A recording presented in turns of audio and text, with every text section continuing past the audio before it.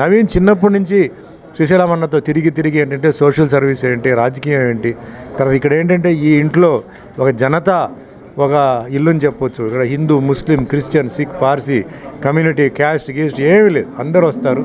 రోజుకి ఎప్పుడు వచ్చినా చూసిన జనాలు ఉంటారు.